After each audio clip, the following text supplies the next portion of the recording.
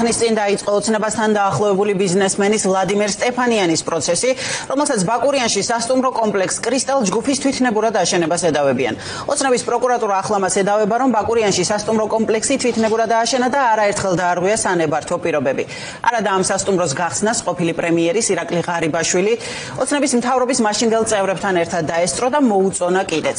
ირკვევა, რომ პარტიას ვალში არც ბიზნესმენი დარჩენილა, რომელსაც მსხვილი შეწირულობა 110,000 ლარი ჰქონდა გადარიცხული ოცნების ანგარიშზე. რა სასჯელს ელიან ვლადიმერ სტეფანიანის შემთხვევაში ბრალდებისა და დაცვის მხარეები თამარ დემეტრაშვილი მოგვიყვება საქმის დეტალებს.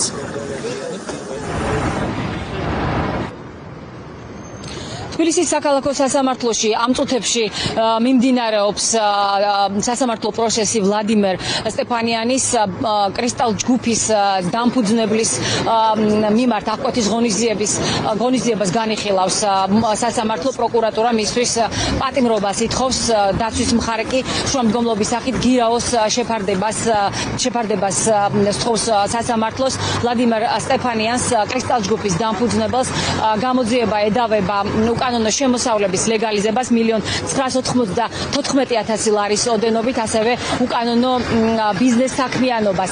პროკურატურის მტკიცებით კრისტალ ჯგუფის დამფუძნებლებმა უკანონო დააშენა ბაკურიანში სასტუმროს კომპლექსი, ასევე საბაგირო და ტოპოგანი და შესაბამისად ბრალის დამტკიცების შემთხვევაში ვლადიმერ სტეფანიანს 9-დან 12 წლამდე პატიმრობა ემუქრება. ბრალდების მხარე შემოდის დაპატიმრების შუამდგომლობით. ცხადია, დაცვის მხარის პოზიცია იქნება არასაბაგირო აღკვეთის ღონისძიების შუამდგომლობა. საქმის მასალები აინტერესებდა, რამდენადაც შესაძლებელი იყო საქმის მასალებს გაეცნო, მეც გავეცანი საქმის მასალებს.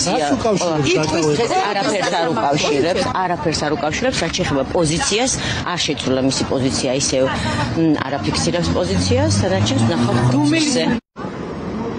როგორ მოახერხა ვლადიმერ სტეფანიანმა დაბა ბაკურიანში სასტუმრობის კომპლექსის მშენებლობა ისე, რომ ამის შესახებ არც ადგილობრივმა ხელისუფლებამ და არც ცენტრალურმა ხელისუფლებამ არაფერი იცოდა. ეს არის კითხვა, რომელზე პასუხიც გამოძიებამ უნდა გასცეს.